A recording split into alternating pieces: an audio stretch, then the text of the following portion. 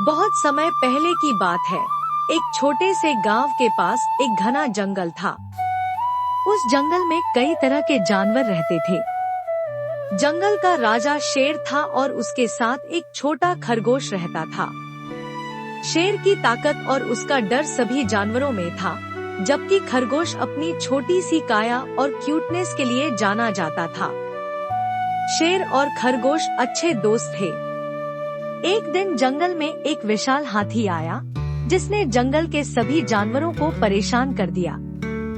वह दिन रात जंगल को तबाह कर रहा था और कोई भी जानवर उसे हराने की हिम्मत नहीं जुटा पा रहा था।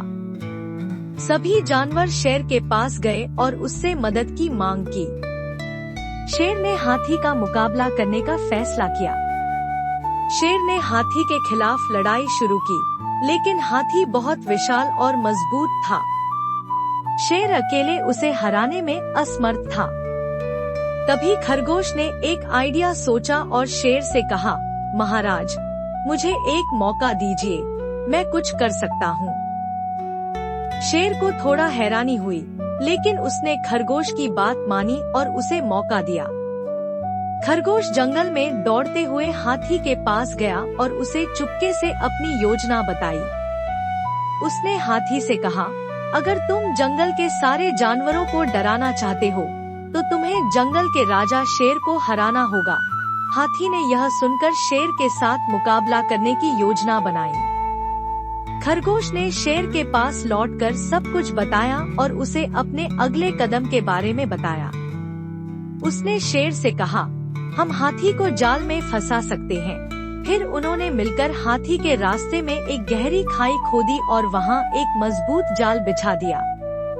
जब हाथी शेर से लड़ने के लिए जंगल में आया, तो उसने खरगोश की बातों का पालन करते हुए शेर के पास जाने की कोशिश की। जैसे ही हाथी उस खाई के पास आया, वह फंस गया।